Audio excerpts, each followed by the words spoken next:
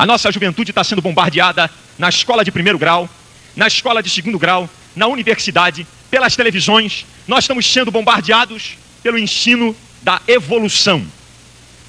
Todo o processo da vida veio através da evolução. E nessa noite eu quero pregar sobre criação ou evolução. Com quem está a verdade? Gênesis capítulo 1, versículo 1. O paradigma científico, isso é, o modelo, o padrão científico da humanidade, diz o seguinte: tudo que não pode ser observado não é ciência. Bem, o que diz o postulado da criação? Deus criou todas as coisas, perfeitas, completas. Um agente externo ao universo fez tudo. Esse agente é Deus, que criou tudo com leis perfeitas, sincronizadas, e ele fez tudo isso do nada. Não tem como fazer a observação da criação, porque ela aconteceu há 5, 6 mil anos atrás. Como é que nós sabemos que Deus criou o mundo?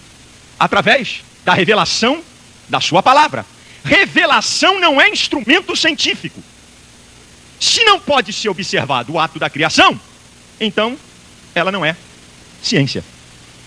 A evolução diz que a matéria sempre existiu e através de sucessivas mutações, a autocapacidade da matéria transformar-se até a produzir vidas complexas. E nós somos produtos de seres unicelulares que depois de bilhões de anos passou por um processo evolutivo até ter essas formas complexas.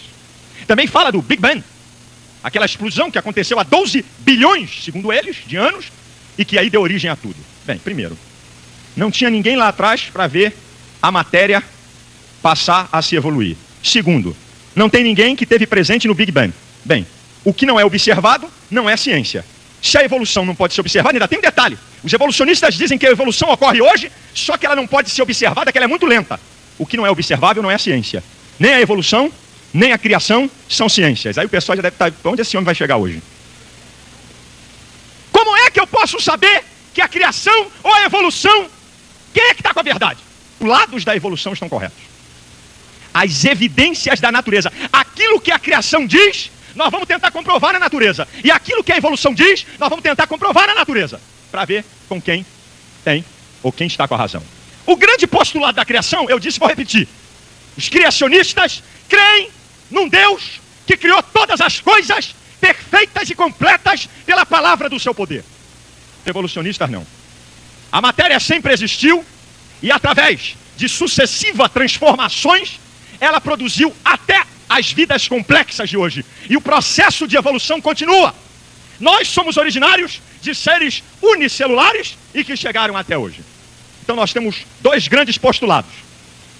Eu vou buscar 4 leis na ciência.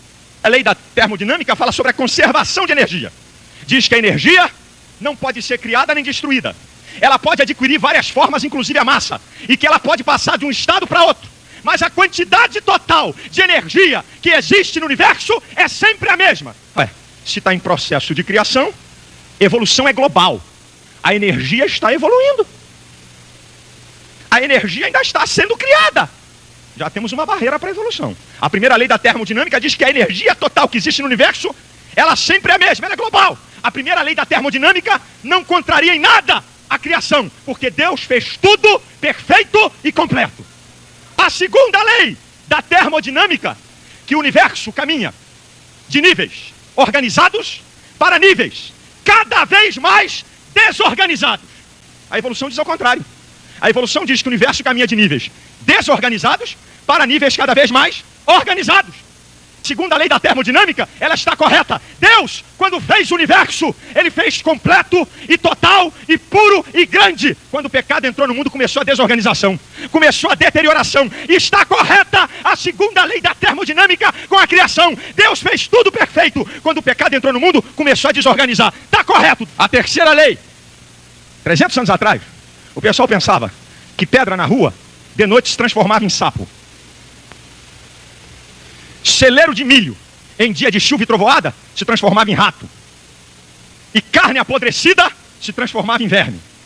Até que surgiu um cidadão chamado Pasteur. E ele então criou uma lei chamada a lei da biogênese. Essa lei é aceita em todo mundo. científico. Sabe o que diz a lei da biogênese?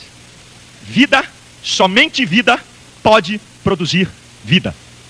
Somente um ser vivo pode produzir um outro ser vivo semelhante. Ué, como é que a evolução diz que da matéria inanimada pode surgir seres com vida complexos? Como o inanimado pode dar vida? Matéria inanimada não pode produzir vida. Está em perfeita harmonia a lei da biogênese com os criacionistas, porque diz a Bíblia em Gênesis 1:26, ele diz assim, olha, façamos o homem à nossa imagem e semelhança. Só um Deus vivo poderia produzir e fazer criaturas vivas. A quarta lei é aceita em todos os campos da ciência. É a lei da causa e do efeito. Nenhum efeito é quantitativamente maior e qualitativamente superior à causa. Se o ser humano veio da matéria, o efeito é maior do que a causa. E essa é uma lei aceita em todos os campos da ciência. O efeito não pode ser maior do que a causa. Segundo a evolução, é exatamente ao contrário. O efeito é maior do que a causa, porque a matéria inanimada, ela produz vida complexa. Está errado.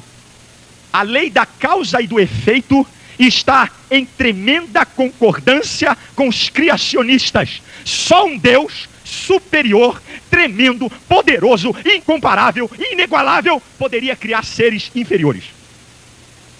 Só um Deus. Olha o que diz Jeremias 32:17. Ah, Senhor Jeová, tu criastes os céus e a terra com o teu grande poder e com teu braço estendido. Coisa nenhuma te é maravilhosa. Deus é superior a tudo isso. Isaías 55:8 diz, olha, os meus pensamentos não são os vossos pensamentos, nem os vossos caminhos são os meus caminhos, porque assim como os céus estão mais altos do que a terra, assim também os meus caminhos são mais altos do que os vossos caminhos, e os meus pensamentos mais altos do que os vossos pensamentos. Deus é infinitamente superior a tudo que está criado.